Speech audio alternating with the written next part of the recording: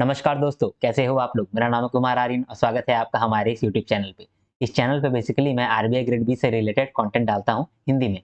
आज के इस पर्टिकुलर वीडियो में हम लोग मैनेजमेंट का कोर्स का चार्ट नंबर 12 को डिस्कस कर रहे हैं। ये पूरा मैनेजमेंट कोर्स हम लोग चार्ट के फॉर्म में डिस्कस कर रहे हैं, तो आज चार्ट नंबर 12 को डिस्कस करेंगे। इस चार्ट नंबर 12 में हमारा एजेंडा है 3D थ्योरी ऑफ मोटिवेशन को समझना। 3D थ्योरी ऑफ मोटिवेशन क्या है, इसके बारे में हम लोग पूरा समझेंगे इस चार्ट में। बेसिकली चार्ट नंबर 1 से लेकर के चार्ट नंबर 11 तक ऑलरेडी अपलोडेड है। वो वीडियो आप जाकर के देख सकते हैं हमारे चैनल पे प्लेलिस्ट में जाकर के, ठीक है। तो चार्ट नंबर 1 से 11 आपको प्लेलिस्ट में मिल जाएगा। प्लेलिस्ट का जो लिंक है वो डिस्क्रिप्शन में मैं डाल दूंगा, ठीक है। बिना किसी देरी के आज हम लोग स्टार्ट करते हैं विनर थ्योरी को समझने के लिए। तो इससे पहले हम लोगों ने क्या क्या देख रखा है उसको भी एक बार रिकैप कर लेंगे। तो ये जो चार्ट नंबर 12 है, इससे पहले हम लोगों ने देखा है कि मोटिवेशन क्या होता है, मोटिवेशनल थ्योरीज क्या है, इसके अंदर कंटेंट थ्योरीज क्या है और प्रोसेस थ्योरीज क्या है। एक एक करके हमने सारे कंटेंट थ्योरीज पढ़ लिए, जैसे कि Maslow hierarchy of needs, Alderfer hierarchy of needs, McClelland theory of needs, Herzberg का 2 फैक्टर थ्योरी, उसका क्रिटिसिज्म, फिर मैकग्रेगर का theory X and theory Y देखा हम लोगों ने, थ्योरी जेड देखा, इंस्टिंक्टिव थ्योरी ऑफ मोटिवेशन देखा, हेनरी मरे का मैनिफेस्ट नीड्स थ्योरी देखा। फिर हम लोग प्रोसेस थ्योरीज एक एक करके देखने लगे। सबसे पहले हम लोग देखें Vroom's expectancy theory, Adams equity theory, फिर देखें हैकमैन एंड ओल्डहम का job characteristics model, Porter and Lawler model, फिर हॉथॉर्न इफेक्ट देखें, एग्रीगेरिस का थ्योरी ऑफ मोटिवेशन देखें।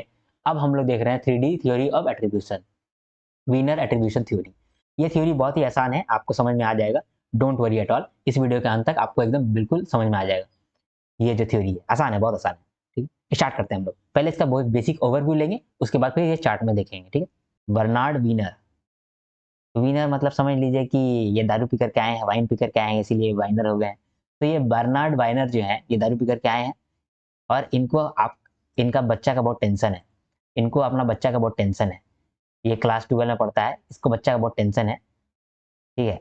इसका बच्चा क्योंकि फेल हो गया है, क्लास 12 में फेल हो गया है, तो विनर को बहुत टेंशन है, ये वाइन पी करके आए हैं।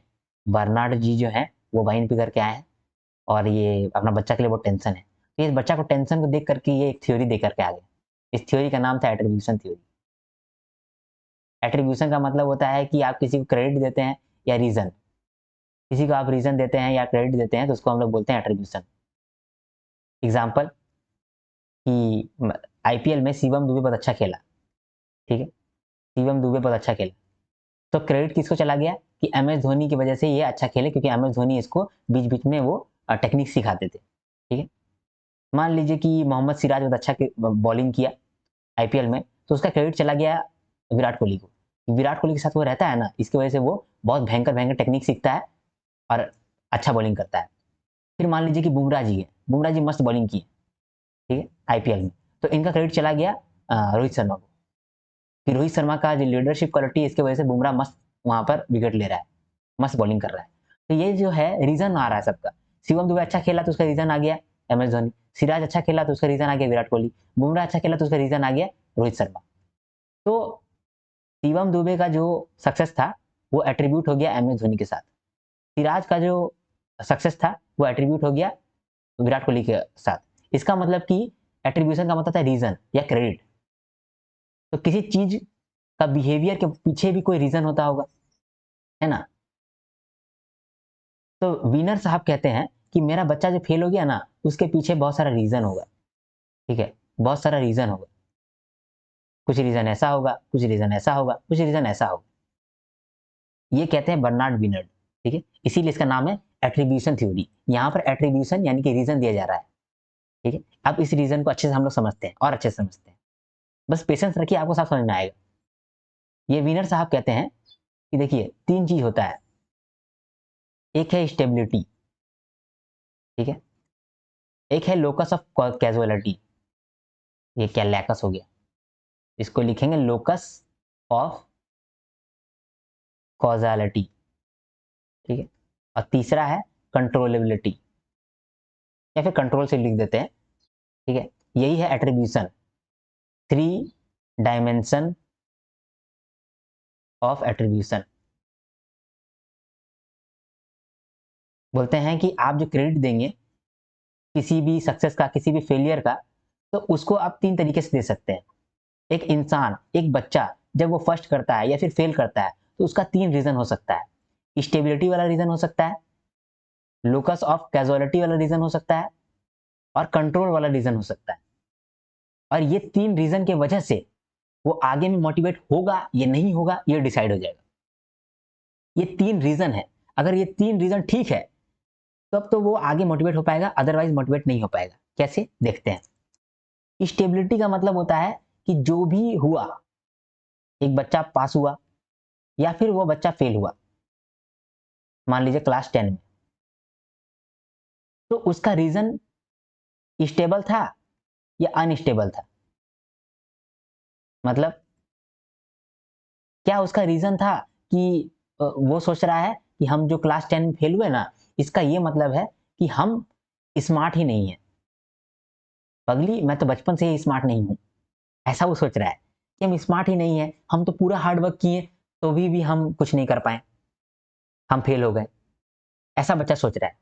तो उसका जो ये रीजन है ये स्टेबल है, ये अपने दिमाग में उसका बैठ गया कि वो स्मार्ट नहीं है, तो आगे जब वो क्लास 12 का एग्जाम भी देगा तो भी ये मोटिवेटेड नहीं रहेगा। क्यों? क्योंकि इसका फेल होने का रीजन स्टेबल है। लेकिन अगर मान लीजिए कि इसका फेल होने का रीजन स्टेबल ना हो, इसका फेल होने का रीजन हो कि इसका तबीयत खराब हो गया है, एग्जाम से 2 दिन पहले इसका तबीयत खराब हो गया, इसको क्या हो गया, इसको जॉन्डिस हो गया था, जॉन्डिस लिख देते हैं, उसका जॉन्डिस हो गया था, इसकी वजह से वो क्लास 10 में फेल हो गया। तो अगली बार जब वो क्लास 10 का एग्जाम देगा तो वो मोटिवेटेड रहेगा, क्योंकि ये जानता है कि वो अनस्टेबल था, जो रीजन है वो अनस्टेबल था। तबीयत तो कभी कभी खराब होता है ना, फिर से तबीयत खराब हो जाएगा ऐसा थोड़े है, हम अगले बार अच्छा स्कोर करेंगे। तो रीजन इसमें बोल रहा है कि रीजन क्या है, क्या रीजन स्टेबल है या अनस्टेबल है। तो रीजन जो है वो यहाँ पर अनस्टेबल हो जाता है, ठीक है, कि इसका तबीयत खराब था।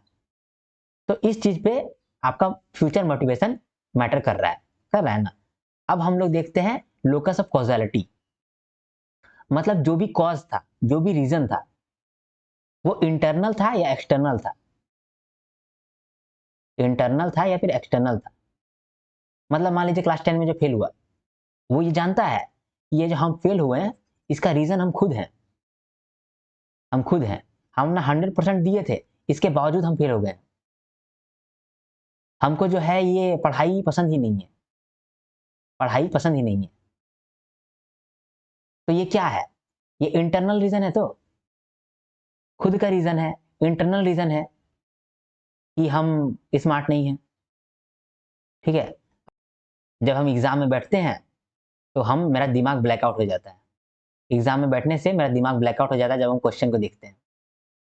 तो ये क्या हो रहा है, ये रीजन क्या है, एग्जाम में जो ब्लैकआउट हो जा रहा है उसकी वजह से वो फेल हो जा रहा है, ये क्या रीजन है, ये इंटरनल रीजन है। अगले बार जब वो 10 क्लास का एग्जाम देगा तो फिर उसको यही डर सताएगा कि यार हम पिछले बार एग्जाम में ब्लैकआउट हो गया था मेरा, इस बार भी हो जाएगा तो वो क्या होगा, वो मोटिवेटेड नहीं रहेगा। लेकिन अगर उसका रीजन एक्सटर्नल है, वो एग्जाम में बैठा तो था, और एग्जाम में बैठने के चक्कर में क्या हुआ कि किसी आदमी को लगा, किसी टीचर को लगा कि हम चीटिंग कर रहे थे, बच्चा चीटिंग कर रहा था, तो टीचर को लगा कि ये बच्चा चीटिंग कर रहा है, इसीलिए उसका कॉपी छीन लिया। तब कॉपी छीन लिया तो वो उसका 10 मिनट 20 मिनट 30 मिनट चला गया, इसकी वजह से वो फेल हो गया, उसका 30 मिनट चला गया मिसअंडरस्टैंडिंग की वजह से, 30 मिनट उसका चला गया मिसअंडरस्टैंडिंग की वजह से, और इसकी वजह से वो फेल हो गया। तो अब देखिए यहाँ पर रीजन क्या है, एक्सटर्नल रीजन की वजह से वो फेल हुआ। तो अगले बार जब वो क्लास 10 का एग्जाम देगा तब क्या वो मोटिवेटेड रहेगा, हाँ मोटिवेटेड रहेगा। क्यों? क्योंकि रीजन इंटरनल नहीं एक्सटर्नल है, इस बार जो हुआ था वो मिसअंडरस्टैंडिंग हुआ था, अगले बार नहीं होगा, तो वो फिर से मोटिवेटेड रहेगा, ठीक है। तो देखें, अगर आपका रीजन जो है वो स्टेबल है तब आप मोटिवेटेड नहीं रहेंगे, अगर लेकिन आपका रीजन जो है फेल होने का वो अनस्टेबल है तो आगे आप मोटिवेटेड रहेंगे। अब है कि मान लीजिए आपका फेल होने का रीजन इंटरनल है तो आगे आप मोटिवेट नहीं रहेंगे, लेकिन आपका फेल होने का रीजन एक्सटर्नल है तो आप मोटिवेटेड फील करेंगे। उसी तरह से कंट्रोल का बात आता है, ठीक है।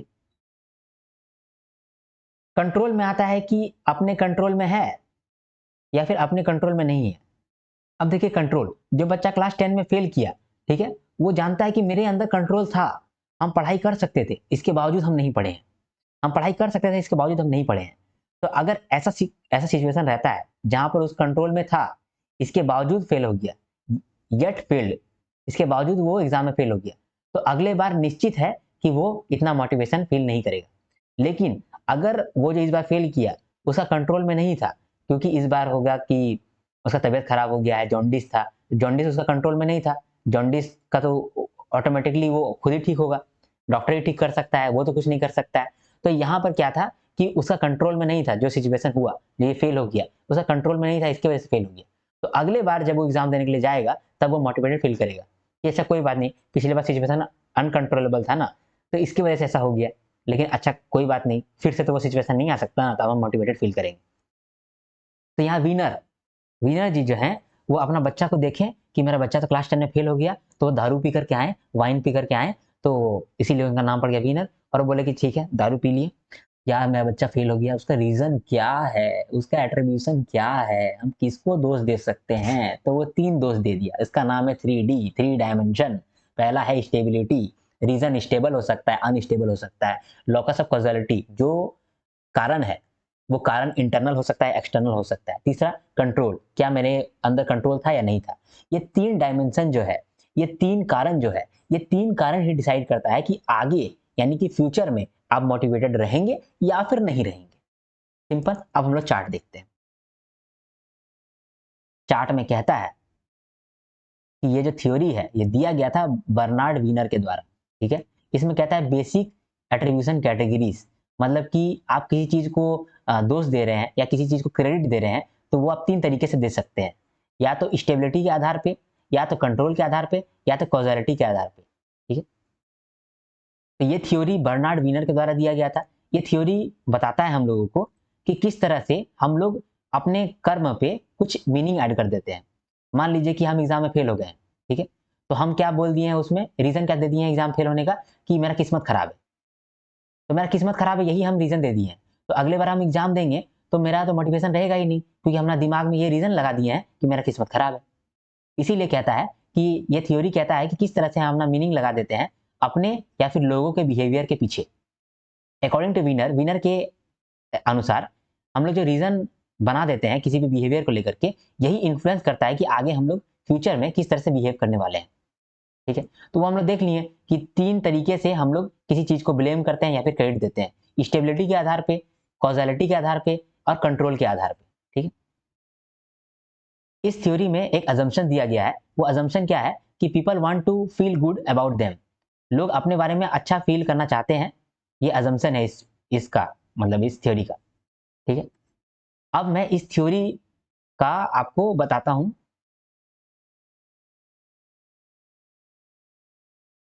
तो यहां पर मैंने आपको ये थ्योरी पूरा अच्छे से समझा दिया, ये थ्योरी का क्या बेस है वो मैंने आपको समझा दिया। इस थ्योरी के बारे में अगर आपको और पढ़ना है तो आपको डिस्क्रिप्शन में एक पीडीएफ मिलेगा, वहां से आप जाकर के पढ़ सकते हैं, ठीक है, इस थ्योरी के बारे में। आरबीआई ग्रेड बी के लिए बस इतना सा आपका काम बन जाएगा। लेकिन अगर आप कोई दूसरा कोर्स कर रहे हैं तैयारी और आप ये वाला वीडियो देख रहे हैं, तो उसके लिए हो सकता है कि आपको एडिशनल पीडीएफ देखना पड़े। तो एडिशनल पीडीएफ मैं आपको दे दूंगा डिस्क्रिप्शन में, ठीक है, वहां से आप देख लेना।